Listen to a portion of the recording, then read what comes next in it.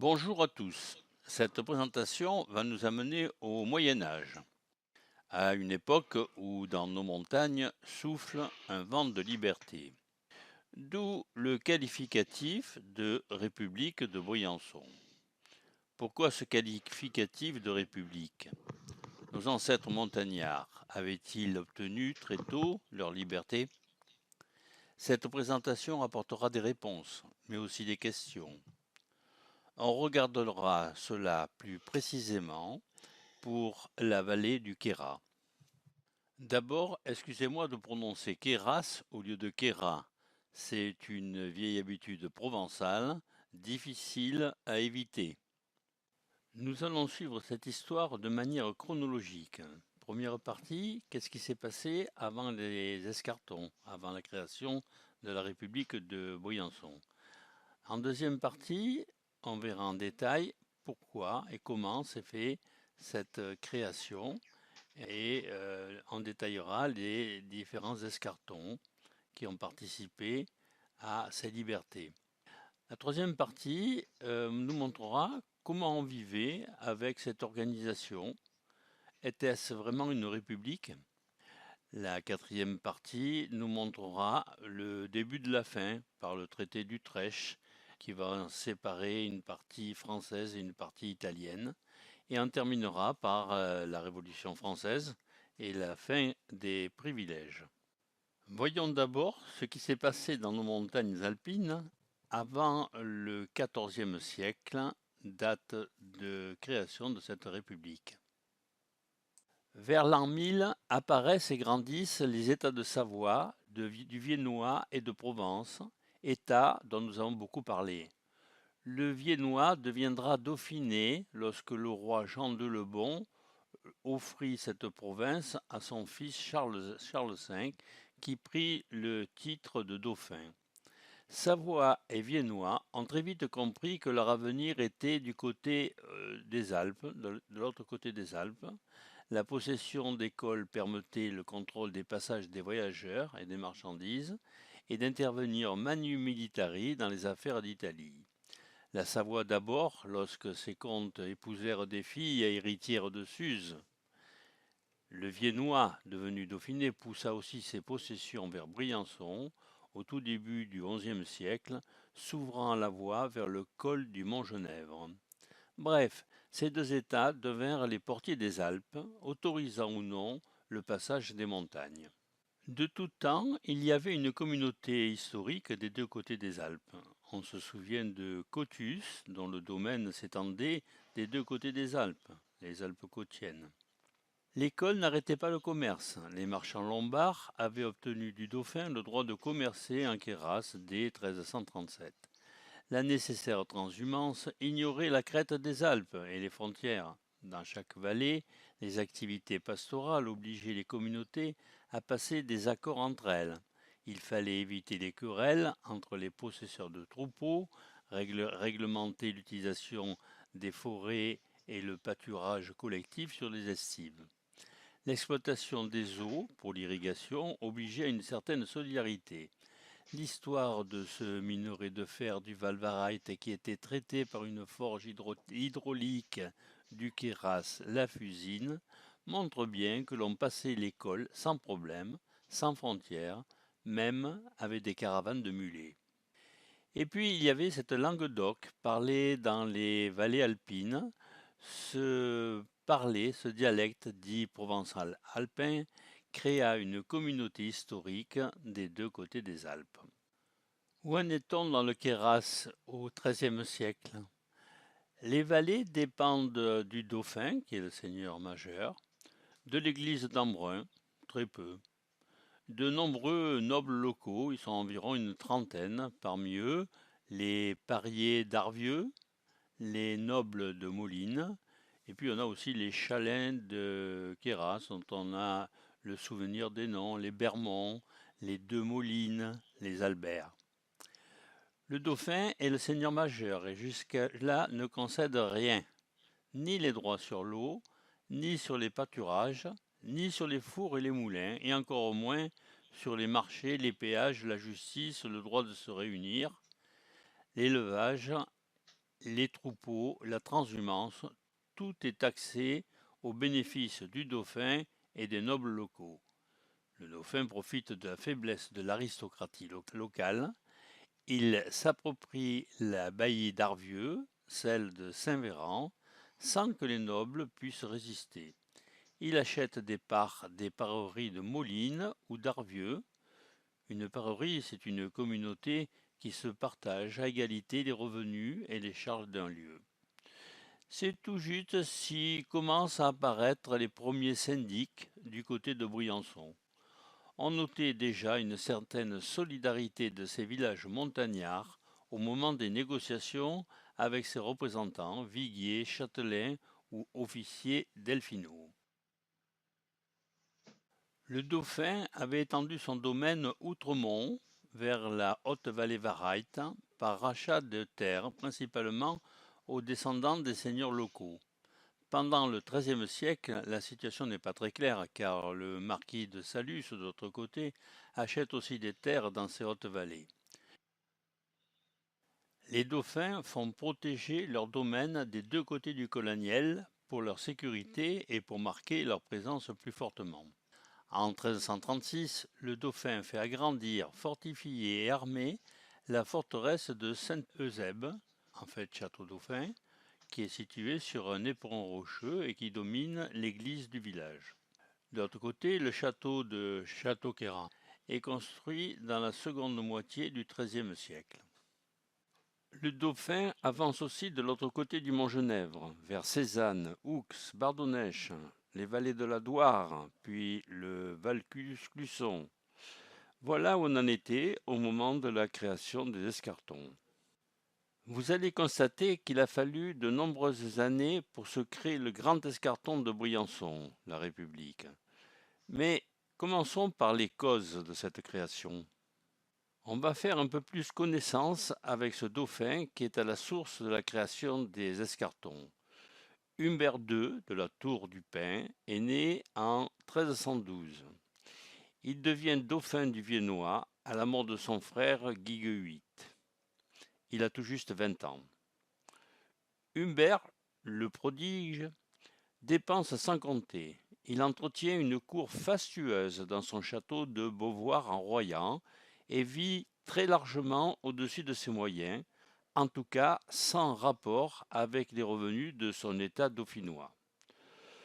Tout n'est pas négatif pour ce dauphin. Il est aussi un remarquable administrateur puisqu'il crée le conseil delphinal, la cour des comptes de l'université de Grenoble. Mais son défaut, c'est ses dépenses. Dépensant sans compter, ses caisses sont vides. Tout le monde commence à le savoir et se demande comment cela va finir. Dans les vallées, on se sent un peu plus fort au moment des négociations fiscales avec les envoyés du dauphin. Il essaie d'imposer les Juifs, les Lombards, sans succès.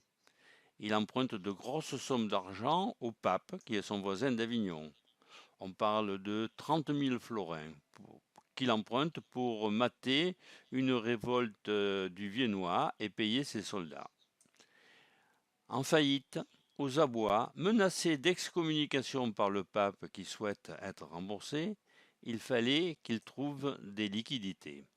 Alors commence une négociation avec Humbert II. Il faut savoir que l'élite paysanne s'était considérablement enrichie depuis le XIIIe siècle.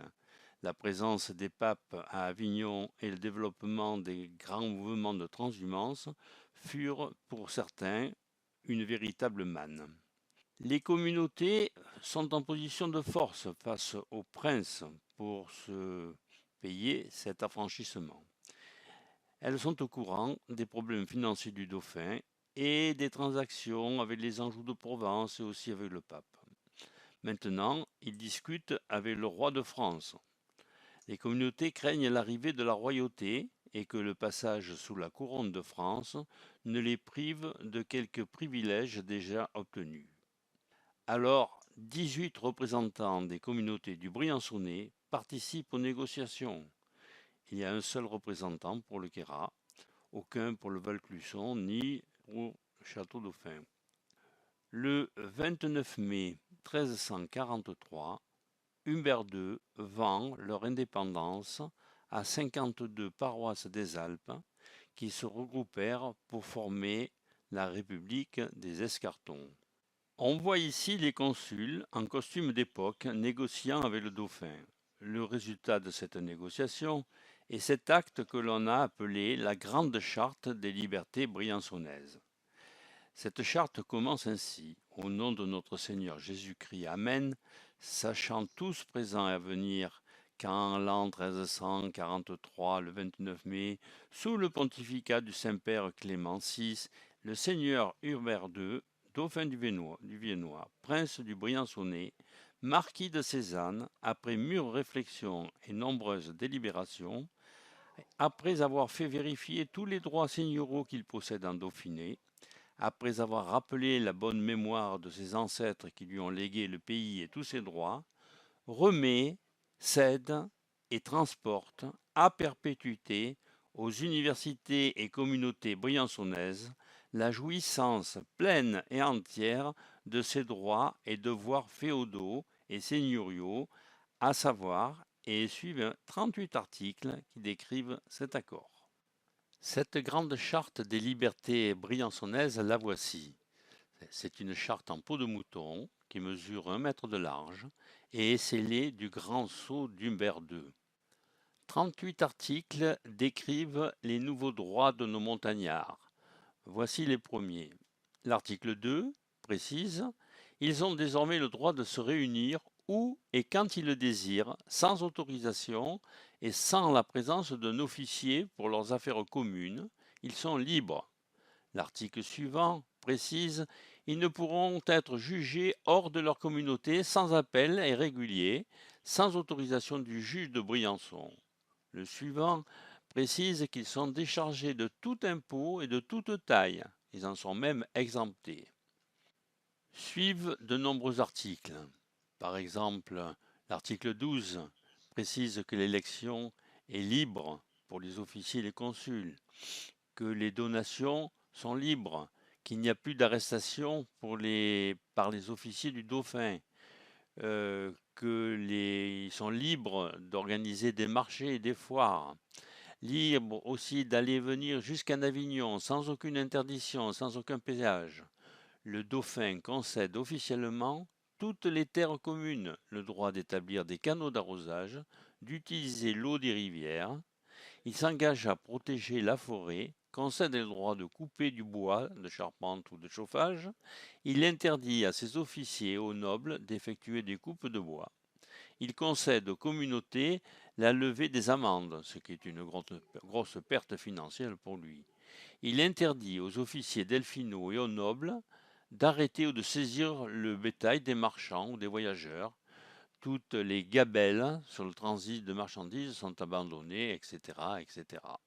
Cette charte se termine par la phrase suivante: le seigneur Humbert II, désirant favoriser au maximum ses fidèles sujets du Briançonnais, décide et ordonne que tous, sans exception, seront désormais tenus et considérés comme des hommes libres, francs et bourgeois. Ils rendront hommage au dauphin en baisant son anneau et non plus les 2 pouces comme le font les roturiers et les manants de ce temps. Évidemment, tout ceci n'est pas gratuit et le coût a été fortement négocié. En reconnaissance de toutes ces largesses, grâces, faveurs, libertés, franchises, comme de tous les avantages, privilèges et bienfaits, les syndics et procureurs s'engagent à payer, en jurant sur l'Évangile, 12 000 florins d'or, à raison de 2 000 florins pendant les 6 premières années, et en outre, ils paieront une rente de 4 000 ducats d'or. Suit un partage entre les différentes communautés. Briançon, Queyras et Valouise paieront 8 000 florins.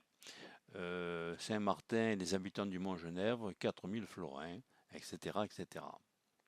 L'escarton de Briançon compte 12 communautés.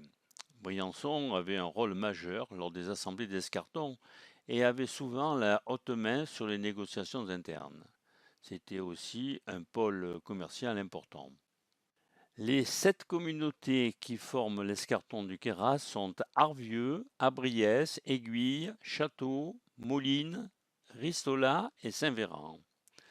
La communauté du château devient celle de Château-Villevieille lors de la création de la paroisse de Villevieille en 1461, afin de représenter les deux paroisses. Seillac et Guillestre ne font pas partie de l'escarton du Queyras et dépendent de l'archevêché d'Embrun. En plus de l'accord général de 1343, le Queyras signe une convention particulière avec le dauphin. D'abord, il précise que la Grande Charte s'applique pour la communauté du Queyras. Les signataires sont connus: Jean Brun pour Arvieux, Guillaume Gaillard pour Moline, Pierre Bouvier pour Saint-Véran, Jacques Chaillol pour Aiguille, Mathieu Mattei pour Abriès, Guillaume Fabre pour Ristola. La rente annuelle est importante, elle est fixée à 67 livres de gros tournois, alors que Briançon ne paye que 59 livres et Oux 24. Un autre traité est signé avec les syndics de la châtaigneraie du Queyras pour préciser les conditions de la garde du château Delphinal, qui est à la charge du Queyras. Les communautés de la haute vallée de la Doire-Ripaille font aussi partie de cet accord. 22 villages se sont regroupés en 7 communautés pour former l'escarton d'Oux. Oux, à l'époque, était aussi un grand centre commercial de l'autre côté de la crête des Alpes. Les 7 communautés de la vallée du Clusson, initialement partie de l'escarton d'Oux, prirent leur indépendance pour former leur propre escarton du Val-Clusson. À cette époque, la population de nos vallées est très importante. L'ensemble des escartons compte alors 30 000 à 40 000 habitants environ. Le Queyras compte 3 000 habitants en 1332. Malheureusement, la peste noire à partir de 1348 réduit considérablement la population. En Queyras, la population redescend à 1800 habitants. Les transitions de Moline montrent que la peste emporte toutes les personnes de 4 maisons de la Rua, 2 à Gaudissart, 2 au Cerf. Il faudra 4 siècles pour retrouver un nombre aussi important de familles. Mais revenons au dauphin toujours aussi dépensier. La vente des privilèges aux escartons n'a pas suffi à combler le trou de ses finances, et il est finalement obligé, 6 années après la Grande Charte, de vendre l'ensemble de son état du Dauphiné au roi de France. Ce tableau représente Humbert II annonçant son abdication à ses seigneurs et leur demandant de reconnaître la souveraineté du prince Charles, fils du roi de France. Le dauphin transporte le Dauphiné au roi de France pour payer ses dettes. Il le cède aux mains d'un jeune prince de 12 ans, le petit-fils du roi de France, le futur Charles V. Le Dauphiné constitue alors l'apanage du fils aîné du roi de France, qui prend dès sa naissance le titre de dauphin. Il gère directement son fief du Dauphiné jusqu'au décès de son père. Il devient alors le roi de France. Les habitants des escartons deviennent donc français. La fleur de lys de la royauté française va très vite être gravée sur les bornes frontières, telle celle du col de Longuet en Haut-Tubail, à la limite de la Provence. Le nouveau dauphin, le premier fils du roi de France, s'engage pour lui et ses successeurs à conserver à perpétuité les privilèges, les coutumes et les libertés du Dauphiné. On suit tout cela de près en Queyras. Guigonnet-Léouzon assiste au projet de cession et Mathieu Mattei d'Abriès prête serment pour le Queyras au dauphin. Le dauphin écartèle son sceau au dauphin avec les listes de France. Il manquait encore le dernier escarton, celui de Château-Dauphin. Ses habitants rendent hommage au dauphin en 1363, 20 ans après la signature de la Grande Charte. Il s'agit des communautés de la Haute-Vallée Varaïte. La royauté française reconnaissait les privilèges et les franchises pour cette vallée. franchise plus réduite que celle des autres escartons, mais on a la preuve de la participation de leurs délégués aux réunions du Grand Escarton. Voici l'acte d'hommage des habitants de cette vallée, récupéré aux archives de Grenoble. Donc cet acte date de 1363. Il cite les noms de famille de Cassé-Delphine, noms que l'on retrouve souvent des deux côtés des Alpes. Ça y est, les 5 escartons sont réunis pour former le Grand Escarton. C'est ce qu'on appellera plus tard la République de Briançon. En tout cas, c'est un ensemble de 51 communautés du Briançonnais et du Piémont, réunies et liées par un contrat avec leur souverain. Chacun des 5 escartons se définit par son assemblée, où chaque communauté est représentée par son député. Et cette grande communauté a réussi à résister pendant près de 4 siècles à la centralisation monarchique. De 1363 à 1713, nos montagnards vont vivre dans cette structure des escartons, dite République de Briançon. Mais est-ce vraiment une république? À vous de juger. Alors, regardons d'abord ces libertés chèrement payées. Au niveau d'un escarton, c'est la démocratie directe.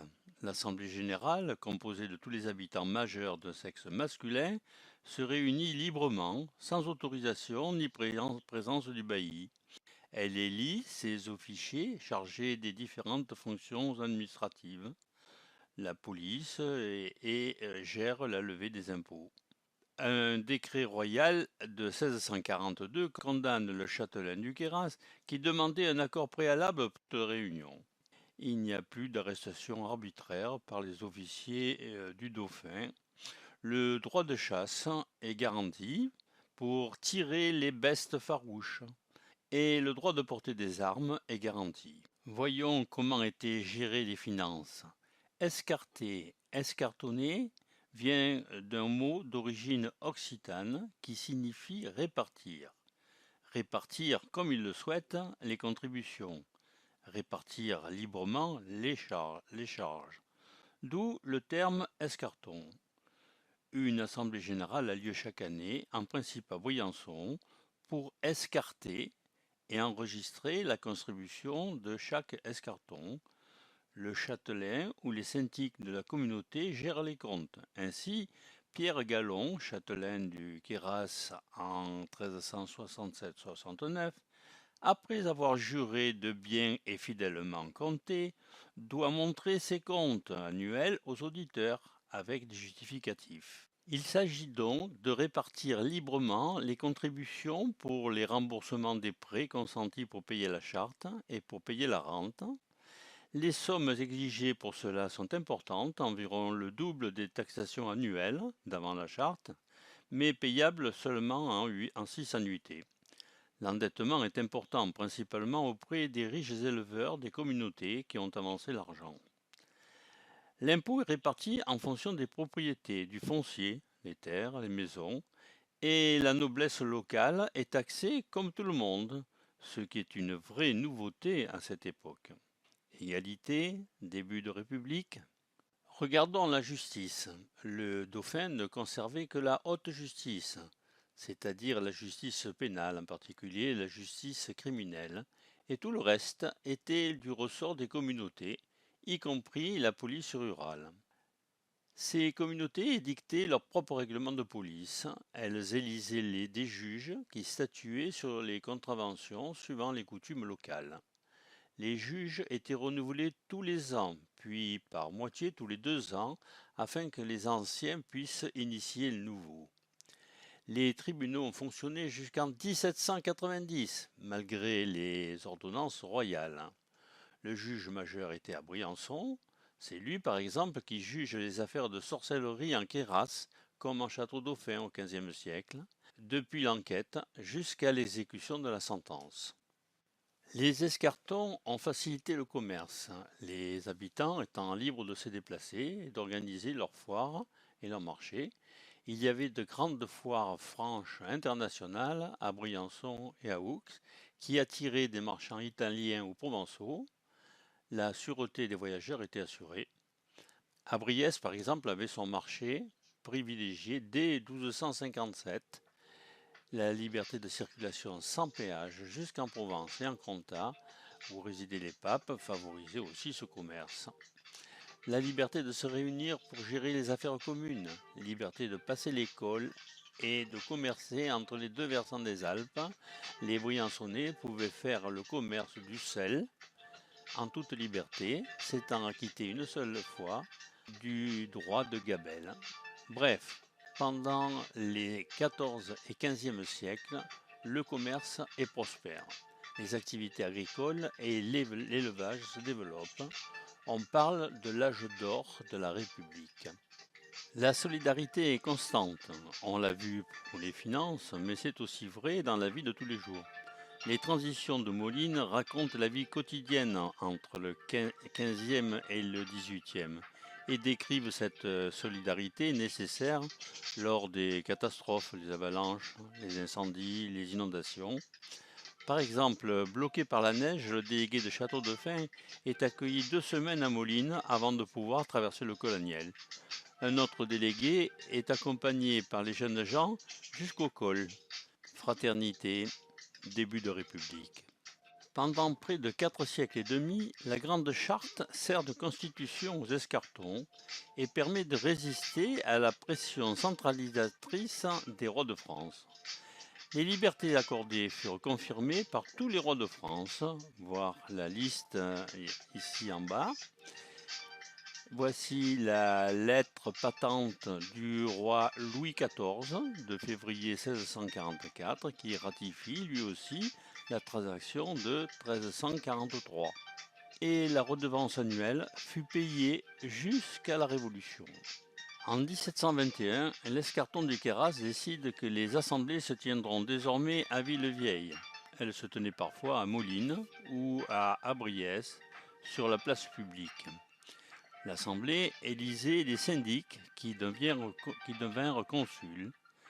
L'Assemblée de l'Escarton de 1771 décida de donner pouvoir au consul de Moline pour faire une garde-robe pour abriter les archives de la communauté et d'aménager un local dans l'hôtel de M. Jean-Laurent Meyer pour y tenir les réunions.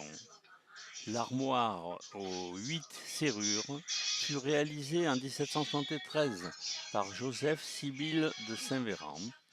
L'écusson de cuivre de chaque serrure porte le nom de la commune. Il se trouve toujours à Villevieille, siège de l'Escarton. Les 7 communes possédaient chacune une clé, tandis que le secrétaire de la vallée avait la sienne. L'armoire n'était ouverte qu'en présence de l'ensemble des représentants. Allez, on va l'ouvrir. Bien rangés dans ce meuble, les écritures, les procès-verbaux étaient l'affaire des notaires. Puis, dès 1474, on nomma un secrétaire de la vallée. Le premier fut Claude Richard. On trouve ensuite des Albert, des Dalmas d'Arvieux ou des Fantin. Les consuls portaient le chaperon et ils avaient leur banc à l'église. Des preuves de dignité, des marques de respect pour la fonction. Ils sont quelquefois rétribués, comme à Moline en 1678, mais ils doivent aussi rendre des comptes sur leur gestion. Ils sont aidés par des conseillers. Ils font respecter le règlement de police. Il y avait 35 articles à Moline et ils nomment les gardes champêtres. Ils font appliquer les peines et payer les amendes. On sait que les cadastres existaient déjà en Queyras au XIVe siècle. Chaque parcelle de terre était évaluée et sa valeur inscrite dans le cadastre, avec le nom de son propriétaire et sa position, son lieu dans la commune, souvent indiqué simplement par le nom des propriétaires voisins. Liberté, égalité, solidarité ou fraternité, est-ce une république vraiment? Chacun se fera son idée. Les historiens sont parfois partagés, opposant le mythe d'une société égalitaire d'apparence démocratique, avec une société de petits propriétaires égaux, à un fort contrôle oligarchique d'une société de clans où quelques familles riches s'imposaient comme dirigeant les affaires communes. Notons que le qualificatif de République de Briançon est récent, il date du XIXe siècle. Il faut constater aussi que la royauté française grignota les privilèges dauphinois. La taille royale devint permanente vers la fin du XVIe siècle en Queyras. Avec François Ier, le français est imposé par l'ordonnance de Villers-Cotterêts et la monnaie est uniformisée sur le royaume. Les obligations de dons gratuits ou les contributions spéciales apparaissent surtout en temps de guerre. Richelieu, au début du XVIIe siècle, réduit l'autonomie des provinces. Justice et finances passent de plus en plus sous le contrôle de l'État. Louis XIV, avec sa formule « l'État, c'est moi », sonna le glas de nombreuses libertés dauphinoises. La révocation de l'édit de Nantes en 1685 n'était pas discutable, provoquant le départ de nombreuses familles. Moulines passa ainsi de 210 à 130 chefs de famille. Saint-Véran de 144 à 100 chefs de famille. Des guerres continuelles ruinent le pays. Depuis le début des guerres d'Italie, le Haut-Dauphiné est un lieu de passage stratégique pour les troupes. Tout au long du XVIIe siècle, la région est traversée de manière incessante par les armées. En 1630, le Queyras doit porter 400 charges de blé à Briançon, de Briançon à Cézanne, et fournir 10 bêtes pour les voitures, c'est-à-dire pour le transport. En 1675, le même Queyras doit fournir 850 rations de fourrage pour des dragons logés à Briançon. Avec la guerre de la Ligue d'Augsbourg puis celle de la succession d'Espagne, la région est confrontée au passage incessant des troupes, doit assurer l'hébergement des soldats et contribuer au transport des vivres et des munitions. On arrive à 1713 et au traité d'Utrecht qui divise le Grand Escarton en escarton français et escarton savoyard. D'un côté le lys de France, de l'autre la croix de Savoie. En effet, le traité d'Utrecht de 1713 provoque l'éclatement du Grand Escarton. 32 communautés, soit 3 escartons, passent au duché de Savoie. La frontière rejoint le sommet des Alpes. Tout ce qui est à eau pendante côté italien est savoyard. De même, tout ce qui est à eau pendante côté français est français. C'est le cas de Barcelonnette et de la vallée de l'Ubaye. Les communautés cédées doivent prêter hommage au roi Victor-Amédée II de Savoie. Côté français, il reste 2 escartons, celui de Briançon et celui du Queyras. Le trafic du Mont-Genèvre est réduit au profit du Mont-Cenis, qui est, lui, entièrement savoyard. Briançon est ainsi dépossédé de son rôle de place de commerce international et devient un véritable cul-de-sac. La ville devient le centre de la défense des frontières, avec la construction de nombreuses fortifications et la présence de nombreux militaires. C'est aussi la fin des liens économiques tissés avec le Piémont. Au XVIIIe siècle, l'escarton de Queyras tient à maintenir ses distances et refuse de fusionner avec celui de Briançon. Après le traité d'Utrecht, les escartons français sont accablés par la guerre économique que se livrent désormais la France et la Savoie et par la concurrence croissante de l'industrie de cette dernière.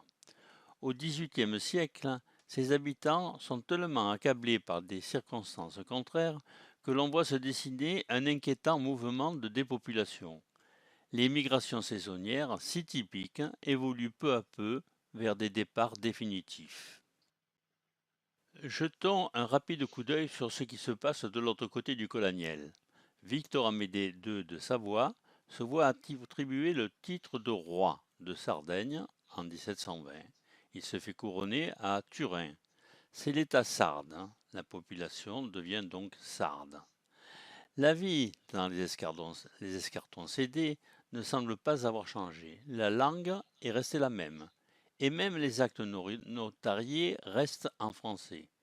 Fait significatif de leur état d'esprit, des anciens déclarent en 1776 ne pas comprendre l'italien.